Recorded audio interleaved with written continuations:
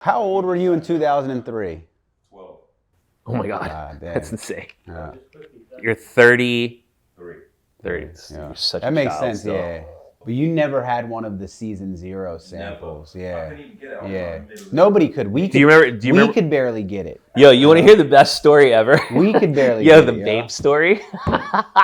This is the best shit ever, right? Like, we all wanted vapes so bad. Dude, we would get a box. We get a box this big. Like basically the box. No, we only got one box. Yeah. One box, and it was years old shit that was like out of style at the time. I got these fucking, which it's funny now, but I got these baked double knee stone washed fucking jeans that were like stone like indigo blue stone wash, like a flat blue with double hammer loops that had the most fucked up taper you have ever seen in your fucking life. And then we all got like leather vape studs. We were all like, oh yeah, it's patent leather time. And everyone got like the wackest. And we were all calling around and everyone was just so bummed. White leather with like the colorful. You got one calls. We did get the cause ones for the very first cause ones that were like his print was like in the. Oh, you got those maybe, but like I got leather like blue with this like pale yellow upper. Those are the ones because you're holding Jacobs in the essence of a dog sneaker. Though you remember when the video, like remember Jimmy's talk about a dogged out sneaker? Yeah. That I got that colorway, but those were Jacobs shoes, and Jacob just wore them into the ground, and it was the funniest fucking thing. I remember I get a box. It's like basically the size of like if you get a like a New Era package. It's like that, you know, and all of this stuff is crammed in there. And I got the season 0 white polo, and I'm like, oh, I look like a fucking maitre d' right now. And then I get the Nego hat, the denim one, and I'm like, we all got the same product. I can make this work. And I put it on, and it's like, dude, like, I can't see. Dude, this big ass loose denim fucking conductor that shit was hat. So fucking funny, man. But I'm like, fuck. Yeah. Everyone got the same, either the black or the gray fucking little spaceman zip up with the thermal lining. We all got that. We all got either the Spaceman tee or the fucking BBC tee, the logo tee. And then you got a polo. We either got the white, the olive, or the brown one, and you got a hat. And that's all we got.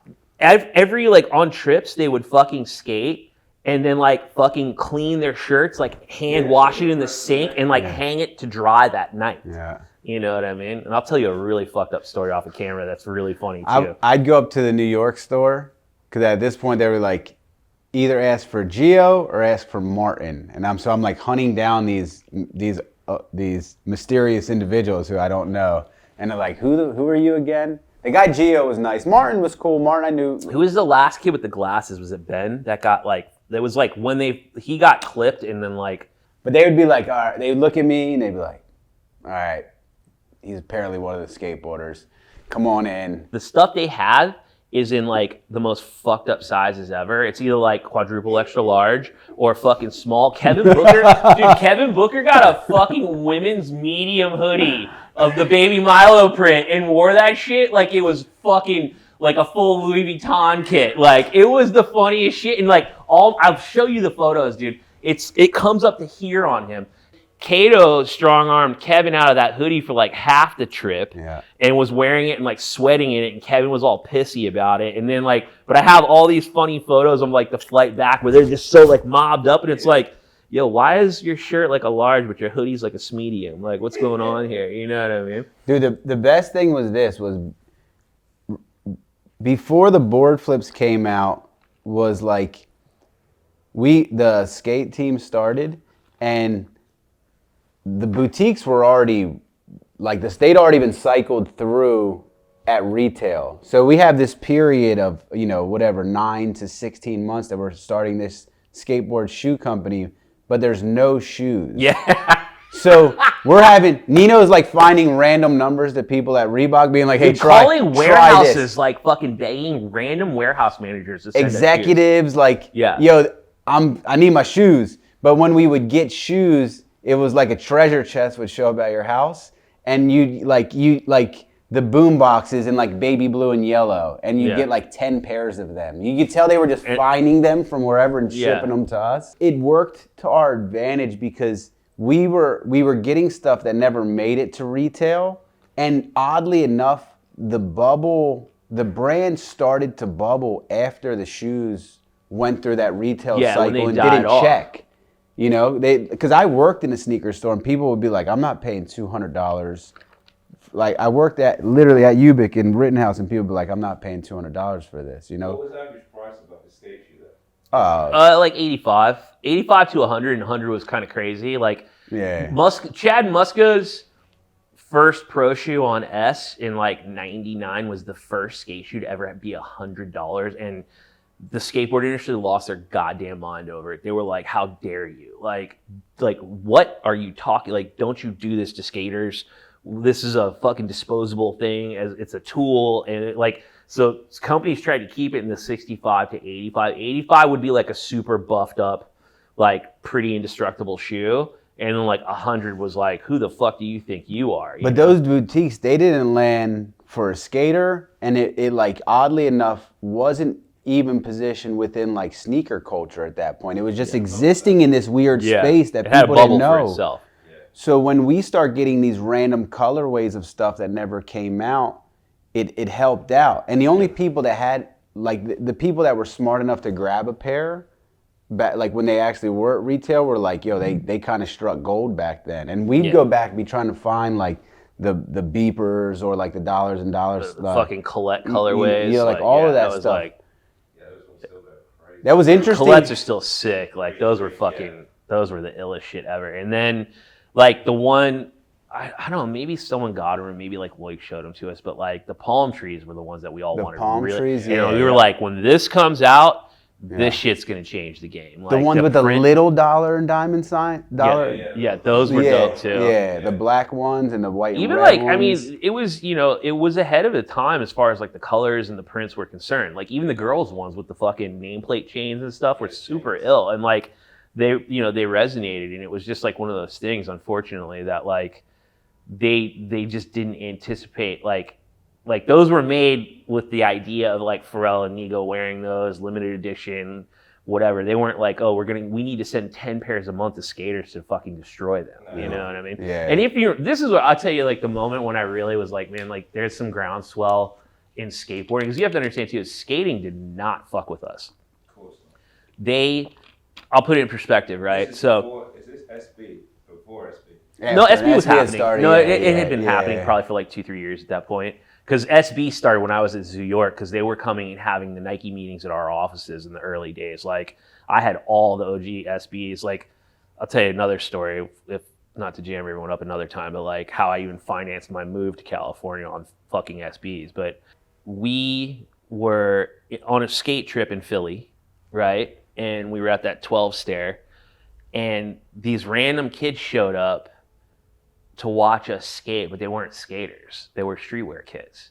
And they could not fucking wrap their head around these dudes skating in $88 t-shirts and fucking $200 sneakers. And I was like, oh shit. And I was like, there's something happening here. Okay, that's what I say about skating is like, so as a team manager, when you want to go on a trip, right, used to be 5 magazines, right? You had Transworld, Skateboarder, the Skateboard Mag, Slap, and Thrasher. Right, that's all you had in skateboarding. It was the whole media landscape of skateboarding. What you do is you call and like you pitch a trip, and they have staff photographers, and generally the magazine would pay for the photographer, and then you kind of gave them their accommodations, the hotel, whatever. They would get their ticket, per diem, whatever. Right? No magazine would send anyone with us. No one. The only magazine that fucked with us was Transworld, which at the time was the biggest in the game, but literally Jimmy and I had to leverage our fucking relationships to get them to send anyone with us. And they literally was like, we'll send someone with you, but like you have to foot the whole bill. Like, fuck you guys. You know what I mean? It was such a like just getting shitted on by skating, you know, at that time. Like they were not cool with us, you know what I mean? And like the fact that Eric Stricker, rest in peace, he was the editor-in-chief of Transworld at the time. He just like took a gamble on us. Like we were friends with him, which, you know, clearly helped, but like he was just like, skaters are such fucking haters. They hate everything. They hate themselves. They hate fucking the other skaters. So like he's like, fuck it, we'll do it. So self-esteem issues. Yeah. Yeah. Blair. Blair came to Chicago. So our longtime friend who we all met at the time was this kid named Blair Alley, fucking rad photographer, and he sends Blair to Chicago with us, which also is where we met Virgil for the first time. I met him face to face for the first time. I can tell you if I look at my phone, because the way I met Virgil was he had not been working for Kanye yet. He was just doing the Brilliance blog. And he got my email through somehow and emailed me and asked if I would do an interview for the Brilliance. Yeah, we went to Chicago and Stricker met us, you remember? Yep. And that was like we didn't get an article out of it, but like he just backed us in the sometimes you would get an article. It also depends on like how much you produced on a trip. And that was actually probably, we cobbled together. Stricker's first trip he backed us on was sending Yoon to Tokyo with us. And we cobbled together the most like slapdash article. And somehow we got 12 pages out of it, which was crazy. We didn't buy ads in Transworld, nothing. But this is when we went to 07 probably. Okay, yeah. Whatever year, because we went over for the store opening. Yeah. So, 06. 06 probably, yeah. No. Actually, the video came out in 06. I think it was 05 when the store opened. Yeah. And so that was the first trip that Transworld backed us on. And like, no, even then it was like, kind of like, okay, cool, like skaters are seeing this, still hated on by everyone. I skated for independent trucks at the time. And I came from probably, other than Terry, like the most reputable person in skate, which is Sal Barbier. Sal's our best friend, one of his closest friends was the independent team manager. And that guy refused to take my calls after he took the Indy TM job. I won't even say his name. We're friends now, but back then I remember him like seeing him in person, and he was like, he'd see me and then he'd just fucking. And like, I mean, I was doing everything I could to fucking leverage getting these kids other sponsors. Jimmy and Terry were fine. Yeah. They were already in the game, but like I was trying to get Kato a board sponsor. I was trying to get Booker a board sponsor. Jacob got lucky, and like, cause he was so young and so fucking good that like Andrew, I called Andrew and was like, yo, like Terry's on Baker. This works really well. And Andrew really was down to like take gambles on people. Yeah. So like he was like, okay. And they threw Jacob on Baker as an AM. And then like Booker and Kato were kind of caught out there. And like I was doing everything I could. I mean, dude, it was brutal. Like I called Alien Workshop, like the company that I was fucking formerly working at, still friends with everyone. And they were like, we'll send them boards, but like, we're not going to use them in anything, just so you know, like, and I was like, fuck, okay, at least he's getting boards, Think about how crazy this is. Everything that Nino just said about how difficult it was for being a skater on the brand. Everything that I've been able to do for the last 6 to 8 years, maybe 10, has all been solely out of the support and the foundation that was built on that. Like when I got back into clothes and back into fashion, you do an interview, first thing that comes up, Pharrell Ice Cream. Always. And like and just the point of reference that's so undeniable when like you were saying earlier, like when you look at the landscape now, it's all been spawned off of 100%. Ice Cream. It's so not say all, but so much has been spawned off. I will literally say all of it. Yeah.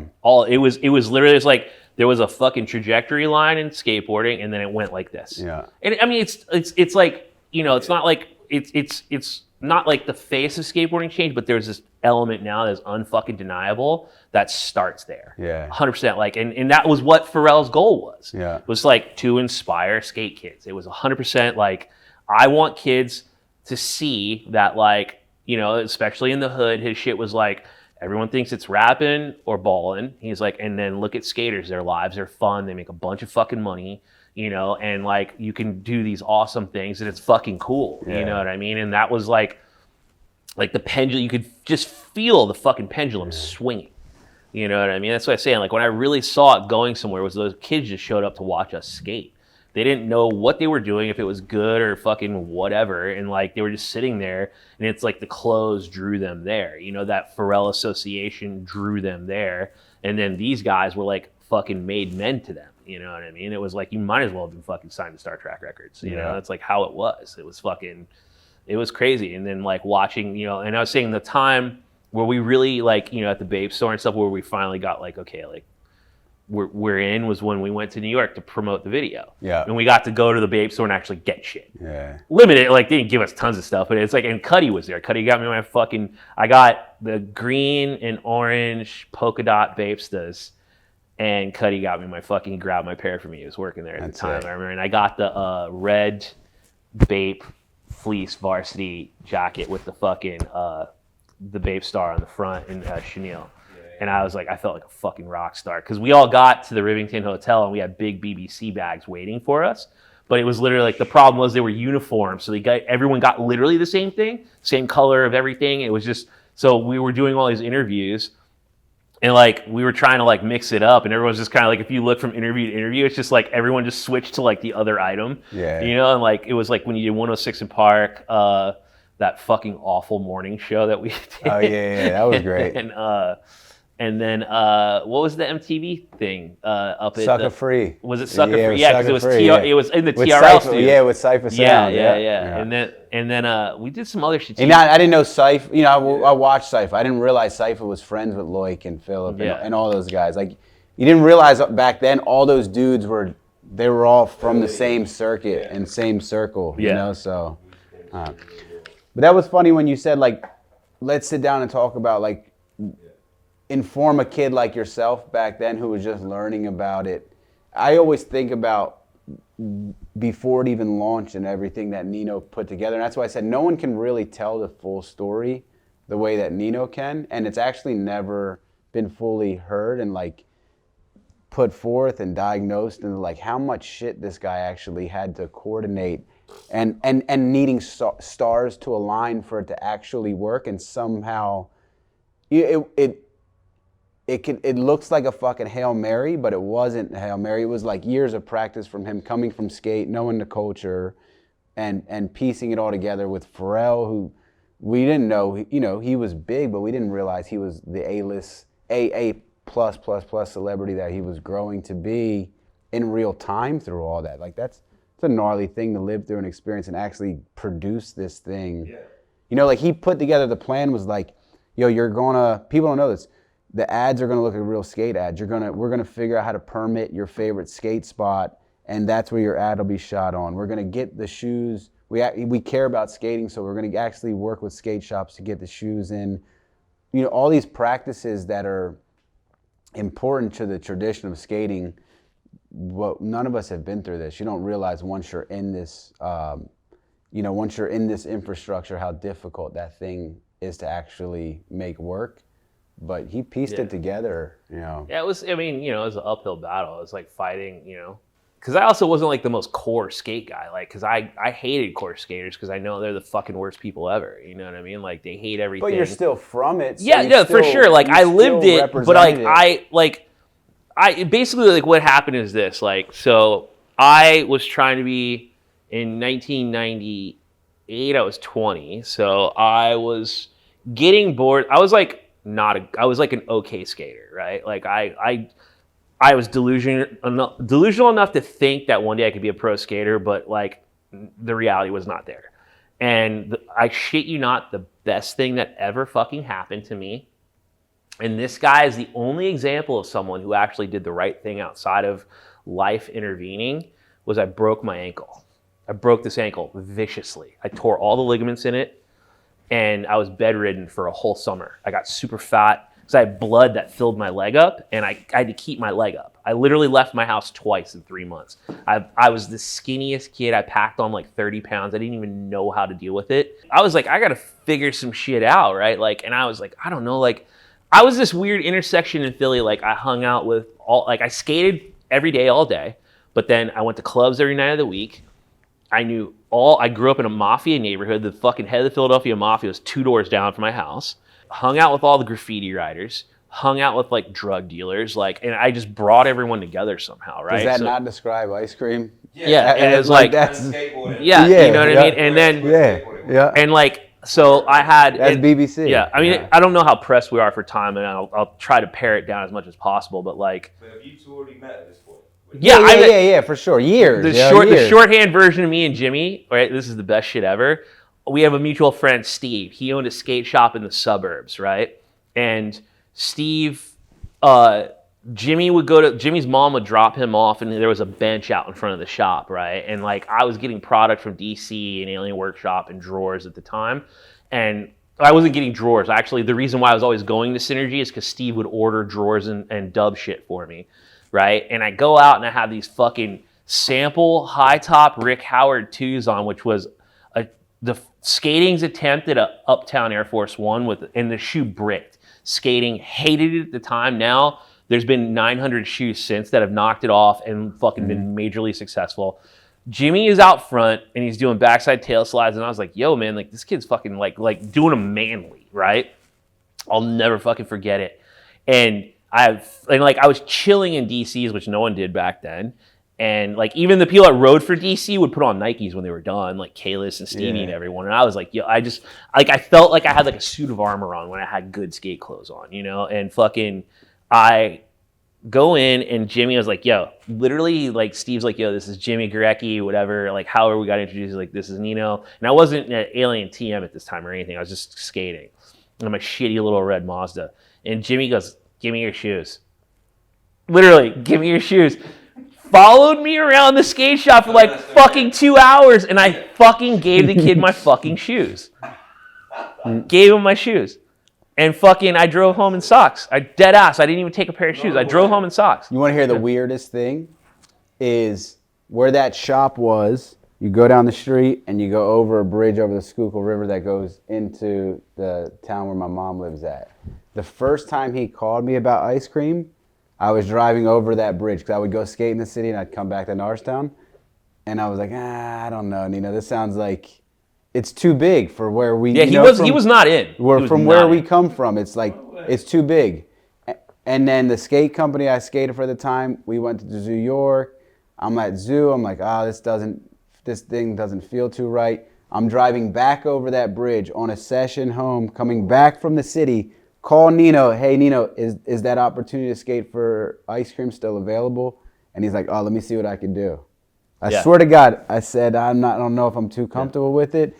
Is it still available in that same spot right near that skate shop? Dude, it was not a home run to get people to fucking do this shit. Yeah. It was hard. Like, it was like the thing now is people like, you know, whatever let's say Tyler started a skate brand, like, every kid's picking that phone call up. They're all saying yes. Like back then it was like some rapper skate shoe brand, like good luck. You know what I mean? It was not a sell like that at all, you know? I found myself caught out there. I was like, I don't know, maybe I'll like be like, and I had gone on that Sprite Liquid Mix tour and I saw Rob and I was like, man, he is balling. I'm like, I'm going to be a rap manager. And I got the fucking book, Everything You Need to Know About the Music Industry. And I was like, and I just didn't know what to do. And I was like shook. And I didn't know what the fuck was going on, but like I knew I was super into clothing, and you know, so thank God I got fired from Alien Workshop because I wouldn't move to Ohio. Like I wasn't doing like a bad job. Alien was based out of Dayton, Ohio, and Love Park was such this fucking epicenter of skateboarding, and it was like fucking, you know, Love kind of started slowing down and people started leaving the city. So it's like I was living in Philly. It made sense because everyone that basically rode for Alien and Habitat lived there, but then they all started, a couple moved to New York, some moved back to California, and Chris Carter, the owner of the company, called me and was like, look, like, I need you to move to Ohio so I could get more bang for my buck out of you. That's another thing, though. It's like, like Nino was saying, back then, your shoe sponsor was secondary to your board sponsor. Yeah. Ice cream was really the first thing where, like, the shoe sponsor was outshadowing everything else you had going on. When you look at the landscape of skating now, half of these kids don't even have a board sponsor. Yeah, they ride for Nike or they ride for Adidas. If you said that 20 years ago to somebody, they would look at you like you're fucking out of your mind. It's normal now. You know, back then it was like, well, okay, you know, you guys just skate for ice cream. You know. Yeah. You know, it's like it's crazy. It was like, on one hand, you don't realize ice cream is massive. You know what I'm saying? There are kids that, like, you couldn't tell them we weren't the best skate team in the world. Like, a kid would look at you in the face and be like, you're just as good as Tony Hawk. And he'd be dead ass serious. You know, all he knew about skating was ice cream, you know, and BBC. And he'd be like, no, you guys are the best, you know? Yeah. It's also like these amazing defining moments, man. Like watching him go from, because Jimmy had a rough time transitioning from being a suburb guy to a city guy. Love Park was really tough, dude. Like going there, and Love Park was the battleground. That's what made or break you. If you got getting accepted was one battle in and of itself. Then like being good enough to like get really attention was another thing. And I'll tell you a fucking amazing moment in this kid's life, dude. I watched the earth shift under his fucking feet, the back fucking lip. Oh yeah. So Jimmy came to love. Like you didn't get like beat up or anything, but you definitely didn't get like love from the locals, right? And like people would hang on the different ledges. You walk in and you would feel like welcome or unwelcome vibes depending upon who you were, right? I wouldn't get fucked with, but they wouldn't. Yeah. They weren't like they weren't cool to fucking with Yeah. me, but they weren't fucking with And me. he had, you know? he had a shop sponsor, so he always had like fresh product and stuff like that, you know. But like he was good, but it was just like you're a suburb kid, right? And this is fucking insane, dude. And there's fucking footage of it to back it up, which is why I will tell it the way it is. I knew Jimmy, obviously, so we would talk and hang or whatever. And also like there was like this thing too, because Jimmy wrestled, so there was like this like kind of like, oh, like he's like a sports guy type of thing, right? And also I used to tell everyone super jock. Yeah, but I also used to tell everyone, I said, this kid will fuck every one of you up on this fucking ledge, right? How like you fucking think you're tough. I was like, this kid will fucking pin you and have you in like some weird hold. It like, wasn't cool to be a jock back then. Yeah, though, and like you know? and like certain dudes would talk shit and call him a jock behind his back and stuff, and it was like, you know, it was shitty, but it was what it was. Yeah. Right? It's territorial, whatever the fuck, and you know, not for nothing, everyone talked shit on everyone back then, so it didn't really matter. But so there's this rail on the other side of the street from Philly or from Love Park, right? There's this building called Municipal, because it's in the dead center of Philly, right? And this rail is, number one, really high. It's square and it's hollow and it's aluminum, and aluminum sticks. To grind on aluminum, like it's like and also waxing rails back then was a fucking no. Like you did not. Yeah. If you now everyone does it because it's just trying to get the fucking job done. Back then it was like, oh, if it's not sliding, go faster, right? It was like that was just the attitude. And the only thing that had been done on that fucking rail was a 50-50 at the time, and Jerry Fisher did it, right? Jerry or Freddie, I think. People grinded it, but it was like that was it. No board you slides. You get kicked out like instantly too. So yeah. It was weird because Love Park was here, and then you had this incredible rail that was you could see it, but you just couldn't skate it back then. And also, not for nothing, you see how he is. I'm flapping my fucking gums a million miles. This dude, he just did his thing. Came, skated, left. That was what he did, right? And I remember fucking being at Love, sitting on the ledge, and like I was already like fucking, I think my ankle was broken at this time, so I was kind of like, I'd skate here and there, and I was more like chilling, you know what I mean? And all I remember was they were like, yo, the jock's gonna backlip the municipal rail. And I was like, what? And then everyone starts talking around the ledges, right? And this is like peak Love Park, so every day there's probably like 50 to 75 kids on average. On the weekends, you're hitting like 100, 200 kids skating at fucking Love Park, right? Dude, the whole park fucking lines up and is watching. And I don't know, I don't remember how many tries. I know you might. It took a minute. It took a minute. Really? I feel like it couldn't have, because you would have gotten broke off. I had tried it a couple times and got kicked out like a previous days. Mm-hmm. And it's Halloween Day, 1999. There you and go. It was a Saturday. Yeah, I was 21, so I was out. The weather hasn't like it was like perfect East Coast. Like the weather's about to break for winter, but October you'll still catch some nice days.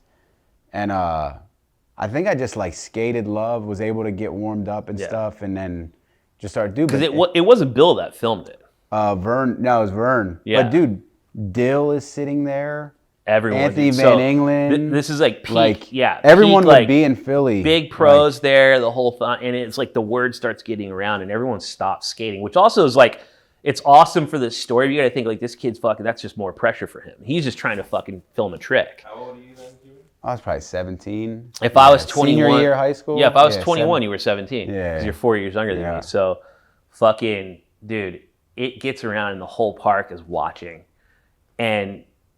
First of all, you got to understand, like a backside lip slide, you're going this way to your back, right? So if you get pitched, you're getting tossed like fucking 10 feet to your back on fucking rugged ass and it was also, the landing was rugged as fuck. And dude, I don't remember however many times. It was not a lot. And he did it, and the fucking place lost their fucking mind. And if you watch him, because it became like in 401 video, it became a 401 was an opener, right? Yeah. You got an opener, which is also like an opener is like, what the fuck? Like, it was like this epic skate video. It was always slow-mo, and the whole point was like it was the opener. It was so you knew it was a banger trick. It rarely did a fucking unknown, unsponsored kid ever get a fucking... Dude, the earth shifted under Jimmy's feet that day. The video pans, and it's the whole fucking Love Park losing their shit over it. Whole park, and his life changed. Hold on. Don't even go any further. If we get nothing out of this, please let me tell this story.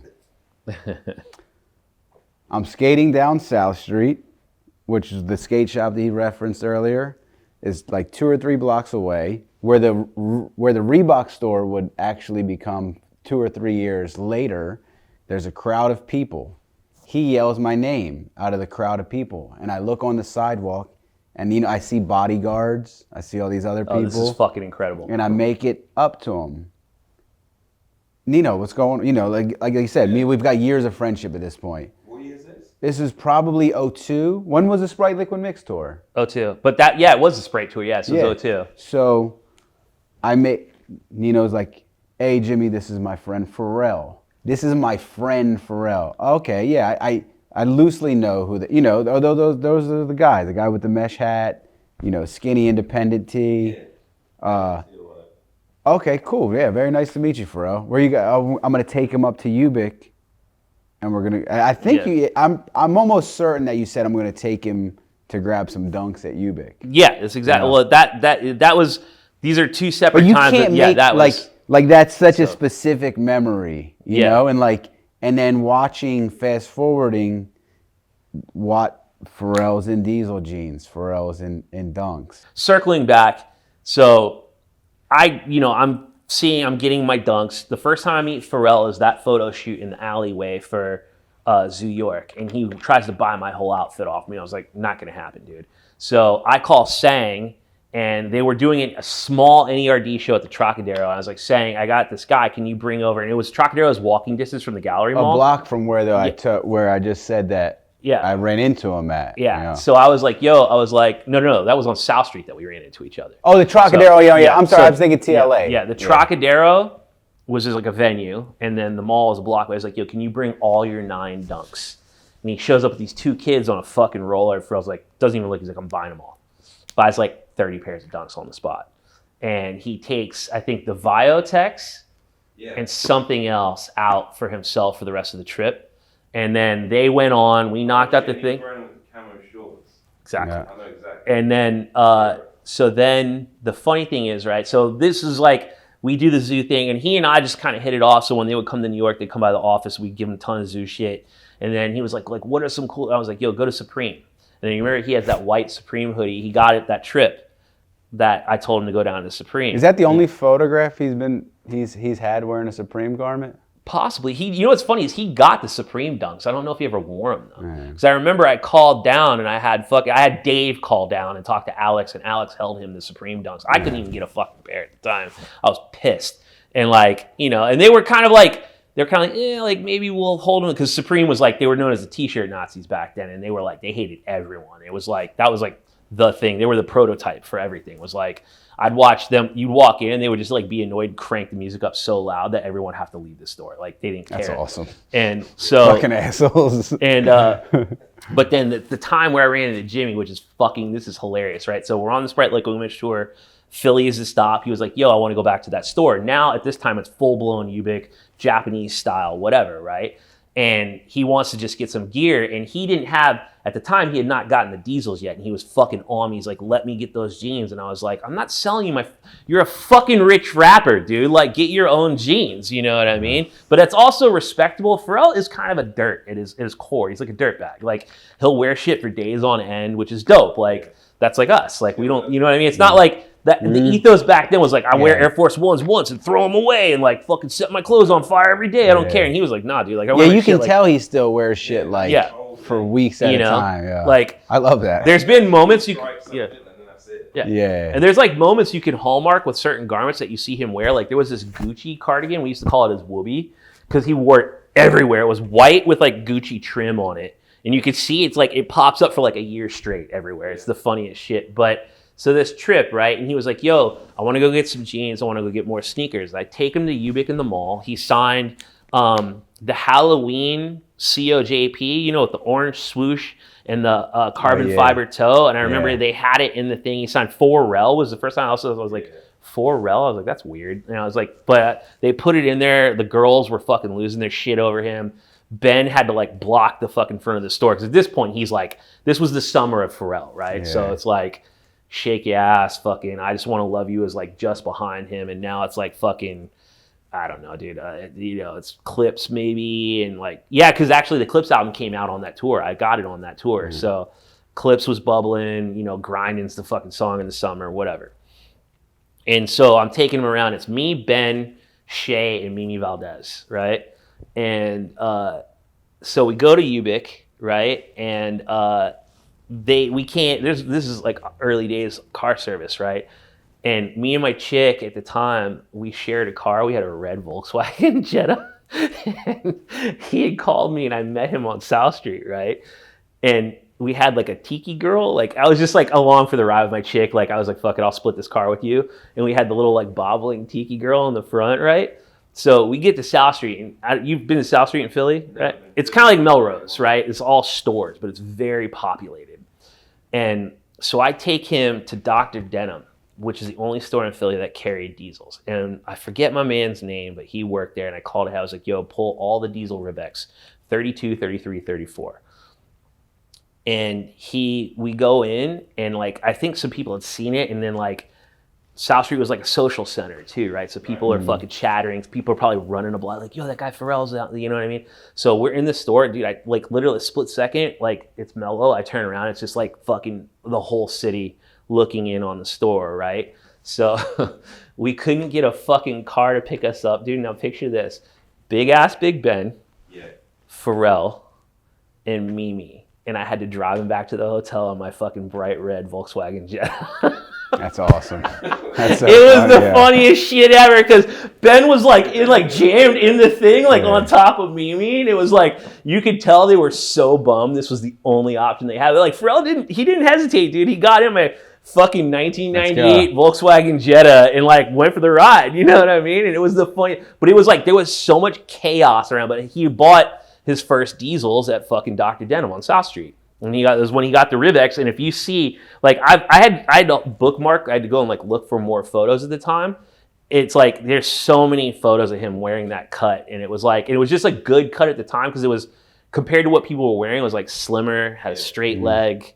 You know, now I look at the dimension. It's like the bottom opening's like 10 inches. It's fucking huge. Like, you know what I mean, compared to what we're used to. But it was like Dunks, diesel, and then like a hoodie or like a fucking track jacket, and then like some shirt. Like I was like, stop wearing like Volcom and shit, dude. You're tripping. Like, here, these are the brands you should fuck with. And he wore Zoo for a minute, and then once again, like to his credit, man, the type of person he is like when he found out I wasn't a Zoo, he's like, I won't wear that shit ever again.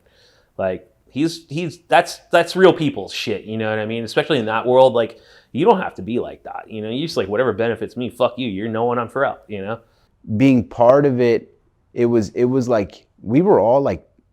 We were literally 10 toes down, and like as big as this monster of a project is, all of the things that Nino just specified were why, like, especially Pharrell, he felt like one of us. Yeah, you know what I'm saying? 100%. It was like everything was relatable. You know, the colors might have been so bright and vibrant, the prints might have been out of control, the price tags were out of hand, but Pharrell and Nino and everybody involved, Loic and Philip to Mick to Sean, everyone made it feel internally very humble and connected, which is why we were like, once we're in, we're all in. Yeah. You know, like we took it super personal too. Like when skating hated. I mean, you know, nowadays every Tom, Dick, and Harry is like friends with famous people. You know, it's like back then. For one, being a rapper was like you're an alien. For two, the idea of someone of that stature like getting with a bunch of skaters was like that was incomprehensible. So it was like the fact that it was this group of dirtbags that Pharrell was choosing to get with to skate. Yeah. Everyone else was like, you know what? Like, it's kind of like, we'll put them over there, and then, you know, it's like, yeah, well, you if I build a bridge for you to cross over here, you'd fucking climb that thing in a second. Yeah, you know. yeah.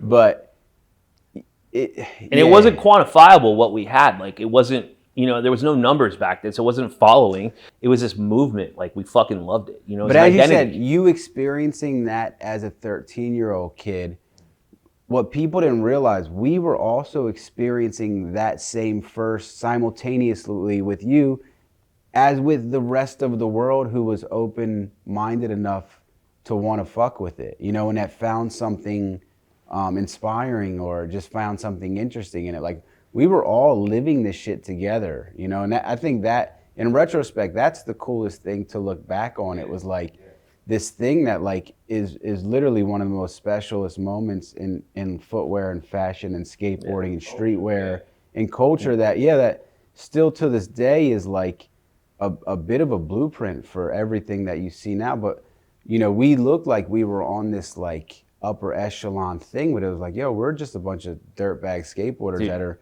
literally seeing this stuff for the first time, just as you are. When we would fly out on trips, like, I would have like fucking the whole team sleep on my floor in my one bed. Like, I would put these dudes up on my fucking crib. You know what I mean? It was like, it was not what people thought it was, but it was just like a thing. You very know? humble support. You know, and that's what I mean. Nino structured Ice Cream just as he would have any traditional skate program.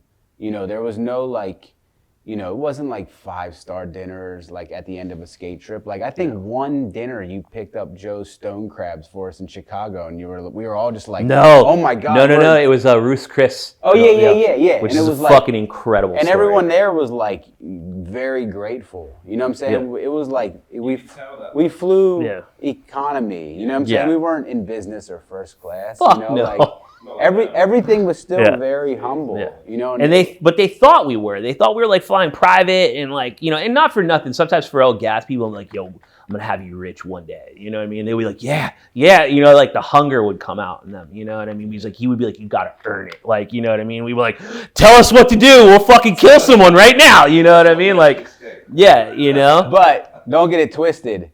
Every trip that we had to show up to, like, whether it was like the AMAs or anything where like Pharrell or Rob Walker and like all of like the powers that be were there, somewhere deep down in the back of my mind I thought like, this is gonna be the chaining trip. Like, this is where like Rob's gonna open up a thing and put my big ass ice.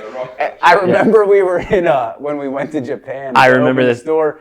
And Rob, I think that was the first time Rob had showed his ice cream chain, and his was very, you know, compared to the other guys, everyone had the big chunky ones on. He's if you go to the skate video, he's in it and he tucks it in because that's the moment Jimmy called him out. He tucks it. He goes, "Let me put this away." Yeah, and I just remember being like, "Damn, I wonder if they have like a little version of For Us in the back or something." Like, I thought for sure this was the trip. Yeah. That was so funny. I wonder, Rob Walker, if you still have your chain, can I at least borrow it? To like, can we recreate that? That shit was fucking incredible. That chain was beautiful, man, because it was like, you know, it was small. You know, it was wearable. You know. Comparatively, I bet if we saw it now, it'd probably be fucking crazy. Yeah. That was also when we got to see Verbal's powering for the first time. Yeah. You know that famous photo of Verbal's, that photo that's floating around? That's fucking my photo. I took that photo. Yeah. Of like, I took it on this shitty Sony digital camera. All of those photos from that trip still crush the internet. They still have like, dude, who had the iced out dice? Pharrell. Yeah, well, dude, it's like I was playing Pharrell's dad for $20 bills with like fucking like $5,000 dice. Like, and I was like probably lost and probably was very upset because I had no money at the time. Yeah. But dude, you want to hear a really funny, like, this is a total random anecdote, but so what he's talking about in Chicago, which also like Chicago was this real defining moment for the trip because it was super productive. We never had a trip like that at all. We went to Chicago. We caught this amazing break of a really crazy good weather, which is hard in Chicago. It's either disgustingly hot or freezing. Virgil tagged along with us everywhere. And it's just like one of those times where everything gels and it feels great, right? And every day someone got something on the trip and we were fucking pumped. But I forget, Terry had done something because it was kind of brought on by Terry. And I was like, fuck it, man. Like, I'm just going to treat everyone to dinner and, like, first nice place. And then we were coming from a session. So everyone's sweaty, smelling like shit, whatever, right? And we pull up and we find, and I see a Ruth's Chris. I'm like, fuck it, we're getting steaks, right? And this is the first Ruth's Chris. It's not a chain, one of the chain ones. So this is like super stuffy businessman fucking. And there was a silver Phantom parked out front. And, you know, the Phantom at the time was like, that was like the defining car of hip hop. And to see that was like crazy, right? Like like only a handful of people in hip hop had, like Jay had one, like you were the boss if you had that shit, right? So we see a silver Phantom outside. I park the van, we go in, and like the record skips. The whole fucking place shuts down and is like looking at like who, you know, it's like these dirty ass fucking skate kids. Some are black and primarily everyone's white in this place, right? So I was like, I need a table for however many people it was, right? It was probably like 8 or 9, maybe 10 people. Virgil broke off. He didn't come to this dinner with us. But so it was just the skaters and Blair. And then Kredovix was there, Mike and Law, and was our filmer at the time. And so we're waiting, and it's getting really uncomfortable with how much we're getting stared at, right? Like it's dragging. And I'm getting a vibe that like they're kind of doing this to like they want us to leave. And I'm like, fuck this. We're getting our fucking steaks tonight. Like we earned this shit in the streets today, right? Like no one in here knows what the fuck we were doing, right? So they take us, dude, and I shit you not, it's like a ballroom setup almost, right? Where it's like there's the center, and then it was kind of like beveled, like one set of like tables, and then like another set of tables, right? So they put us in the dead fucking. Center. They want us to leave, right? And then they're dragging ass, taking our orders. This is fucking incredible, dude. I see this badass woman walking towards us, right? And I was like, oh shit, and this tall ass dude starts coming towards this fucking Scottie Pippen. He stops. Yeah. He clocks what's happening. He clearly is either, you know, it's Scottie, it's Chicago, so it's his town. I don't know if this is his spot, but he daps up the whole table. Goes around. Terry was like, Scottie, I'm a pro skater. And he was like, oh, word. Like, he fucking comes around and daps everyone. It was his wife, Larsa Pippen, at the time. Oh, and fucking everything changes. Service changes, everything. It all changed right then and there. It was the sickest shit ever, dude. Ever. Because it was just like, he bailed us out. You know, he saw we were drowning. Like, they were fucking with us. They didn't want us to be there. And he was just like, probably like, yo, man, these like some young black kids doing something. Yeah. You know, like, they're not here for no reason. And they're clearly not homeless. They're not going to fucking dine and dash. So, like, and he just gave us the blessing, dude. And it changed. That same trip, we stayed in a humble ass Marriott. Yeah. We'd go to Miami to skate. We wouldn't be at the Delano or Shore Club or something. We'd be at like some janky hotel in South Beach, like Ohio. We'd be at like some rinky-dink hotel. Like it's always like hot. We did a lot. Yeah, we did. Nino set it up so we'd go to different cities that had real skate. We did one a month until the video came out, and then we did only like 2 or 3 afterwards because there was like it was kind of like the fate of Ice Cream was like really up in the air at the time, and they were like kind of hesitant to spend money, but they also didn't want to bum us out. So they're like, okay, like you could go to fucking Miami because it's cheap and we can get you hooked up with everything. Yeah. You know what I mean? And then like, you know, like I remember like the last trip they wouldn't even give us per diem. You know what I mean? So we're kind of like on our own if we wanted to eat and shit, which is, you know, not cheap on the road. And yeah, but yeah, we did Barcelona. Barcelona was fucking incredible. Yeah. We did Japan, Ohio, Chicago, Miami multiple times, New York, Philly, San Francisco. I forget where else, man. There was some more. The only time we really like celebrated ourselves and it wasn't even celebrating ourselves. It was just like celebrating for one, like what hard work we did put in, but what hard work contributed to the brand of Billionaires Boys Club and Ice Cream was the store opening in Japan. Yeah. You know, and it's like, yeah, obviously everything was carved out to celebrate the occasion. That's the only time though that like it was we like, partied. We, you know, it was like we took some time to like pat ourselves on the back, but it was like the brand had produced that evening to do so, you know, and it was like of all the times when I look back on it, was like, you know, together as a collective, you know, like that was the one moment where everyone like really came together. You know, the inner workings of the politics and the hierarchy and whatever maybe all the bullshit went away for the night. You know, it was like I remember calling my mom in the middle of the night on for there was the gold flip phone. Yeah. I don't even know how I got it. This was a flip one. Yeah, no, he ran before he switched. before he switched to the BlackBerry, he used to run this Sony Ericsson phone that had like a flip down front.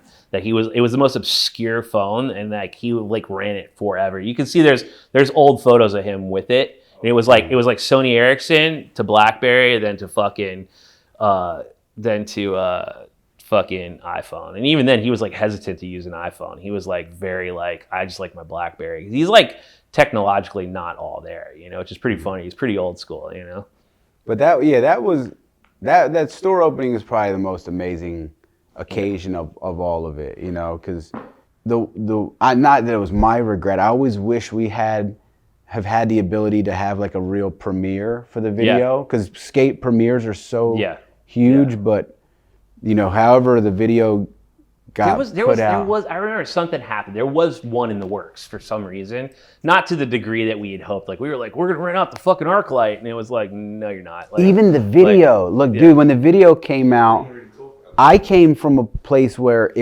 when we were on trips and the camera came out to point at me to do anything other than a skateboard trick, I was like, cool. Like you didn't, from where we came from, you didn't boast like the way everyone just like 2024, everyone's just filming, taking. You didn't do that back then. And that I think also that was the impact of the video was because getting a peephole into people's lives is not that easy back then. Like if you think like honestly, like really, like celebrity wise, like it was like Cribs. That was like, you know what I mean? And like that's why Dub Magazine was so successful, was because you saw people's car collections. Like you assume like a successful rapper, he's rich, he's got money, he's got nice cars, but you don't know what's, and then every music video that came out, he's got 5 new different ones. So he doesn't own all of them. So you're like, that's why the Nego one was so impactful for me primarily, because like car culture kind of was like not cool to me. Like, as far as like outside of like in Philly, like also Philly's a very humble city. You don't see a lot of wealth. Like they don't display wealth like that at all. So you rarely see nice cars. And, you see like S-Class Mercedes were like kind of like the peak. That was crazy. And then you would see like the occasional hustler that had like an S-Class on 20s or some shit like that. Like I remember Beanie Siegel got signed to Rockefeller, and like he got a white Bentley, and it was like, that was like one of 2 Bentleys you would see in the whole city until Allen Iverson showed up. And he would drive around in 4 Bentleys at once because he was paranoid about getting shot, and he would sit in a different one every time he went somewhere. And like that was crazy. You come to LA, you've seen 5 17-year-olds with Ferraris buy coffee in the morning, right? So it was like, and it's like, so it's like the impact of seeing and getting a porthole into these people's lives. And skate videos were very small, like okay, so in skating you had a couple of things, right? You had like the brand video, which is like you worked for years on and busted your ass and were very much judged in your career, good or bad, how good it was. Like then you had the tour video. The tour video is like, it's skaters do a summer tour or they go to Europe and do a tour, and you're not skating as hard because it's demos. You're just there to kind of make the kiddies happy. You're not trying to learn tricks really. So that was the more lifestyle stuff, but it was always on tour, so it's always kind of the same shit. Stop at a skate shop, do a demo, sign see the footage of the kids lined up. Help sell some product for the store, like footage of the kids you pull up, the fucking kids are lined up, they're screaming the brand name or whatever, cut to the demo, cut to the fucking autograph signing. So for that promo video is a free video. They'd send those fully flared. They send that out just to help with a little summer push. And and then you'd have and then there was 411, and that was like really it. So there was no lifestyle shit. And 411 tried to be a video magazine and eventually just threw in the towel. Like they would be like, hey, like a day in the life of fucking, whoever, like Eric Costin, and like they sucked. They were just poorly done. They weren't interesting. So for these kids to be, you being 13, seeing the skate video and being like, damn, this is what they do all day when they're not skating with Pharrell, like that's fucking crazy. It was and it's like they're fucking around in hotels, they're having fun, like, and it was like, it's just the leap from even being a normal kid living at your parents' house to like you're stuck in this lifestyle where someone's paying for your hotel. That's crazy, right? You only have to wake up and skate, and you wake up whenever you want. No one busts your balls about it. And then at night, it's just you and your friends fucking jumping around a hotel room and throwing fucking candy at each other. Like, this is the best shit ever. That was the first. That was the first one. It took me a while to realize that Decon and Gold Watch and Peter, those guys created it is like a masterpiece, man. Like when you look at it, you can watch it now, but it took me a good year to realize like what that was coming from where we came from. We were all very hesitant at first. We didn't understand. Like, it was like these filmer guys are going to meet up with you. And also, like... They filmed all Pharrell's EPKs and stuff. Yeah. Like, so we didn't know all that. You know, like, we actually didn't know what we were... Because they weren't videographers from Skate World. No, we had this kid, Corey, that was on salary for us. We called him Big Head. So Corey would submit the skate parts. I was like, I edited my own part. I'm like, at least the skate part... And Jimmy lived back east, and he had his own people he filmed with as well. So Corey didn't film all of Jimmy's stuff. Bits and pieces. Yeah. But yeah, when that thing came out, we were like, the edits were cut, and like, it took me a while. And then it was not an overwhelming response from the team to start with. I can tell you that. Music, like when I was watching it, I watch it like once a year, twice a year, whatever. But a few years back, and then listening to some of the production and watching more traditional, even current skate videos. The soundtrack for that is incredible, It's so good. But you know what's funny? All the soundtrack stuff was Gold Watch. Yeah. Like that wasn't Pharrell. All the interstitial stuff is all Gold Watch, all Decon. Yeah. And like, because Decon was also like a kind of, they wanted to be a fledgling record label at the time, and so it was like they were putting out some music, and so there was this kid, Pete Bittenbender, who owned it with Gold Watch. Who does Mass Appeal. Yeah. He's Nas's partner across the board. Yeah. And Gold Watch, who's like one of the most he's a very recognizable name.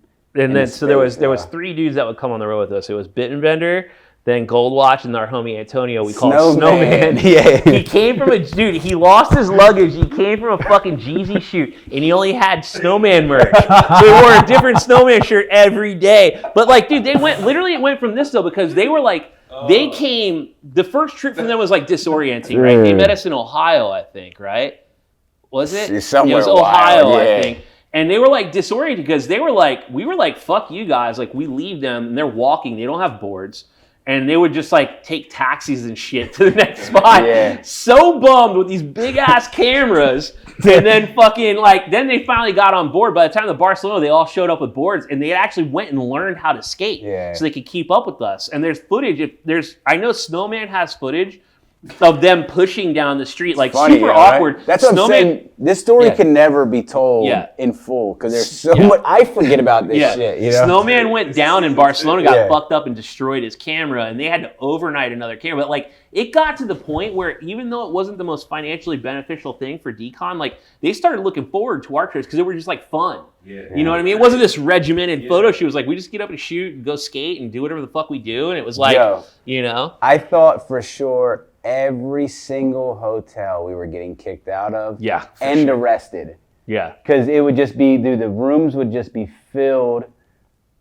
We wouldn't leave the room. There were no girls there or anything. Like. I mean, we're all anecdotes now, right? I think you got the meat. And I'm gonna tell but this one still has stuff on it? This one's relevant. Just put your mic on. All right. Because that's what I say, like every room would be filled with weed smoke, cigarette smoke, a little bit of beer, because the boys didn't really drink like that. I probably would get some Stellas, and maybe Nino would have a Stella or two, and just be loud. They'd be beating up Jacob, they'd be gambling, they'd be jumping, and I'd be like, and then it would pour into the fucking hallway. They'd be ripping Jacob by his drawers all the way down. Dude, just chucking boxes of boards, like bowling, like everyone's bringing 10 boards, and they're just bowling boards down the fucking, and I'd be like, dude, we're not sleeping here. Everyone should just go get their shit packed, because we're getting kicked out of here within at least an hour. You get fines everywhere. No. Nothing ever really happened, we right? stayed in like Fleabag hotels. It was like, that's really like. I used to feel uneasy watching it. Yeah, we had. Dude, it was so uncomfortable for me. We would have like such a shitty budget that I couldn't afford decent hotels. Like the only nice hotels, and they were totally by accident we ever stayed in that were like really nice, was we stayed at the Shibuya Excel when we were in Tokyo, and then we stayed at the Inglaterra in fucking Barcelona, and that was it. Like everything was like Holiday Inn or less, like shitbag, Fleabag, hooker, drug dealing hotels. Yeah. Is this on still or no? Can you I just don't want this on camera because this is like some skate tour shit, right? Oh yeah, this is good. Let's turn the mics off for this one. This one doesn't even need to be recorded. So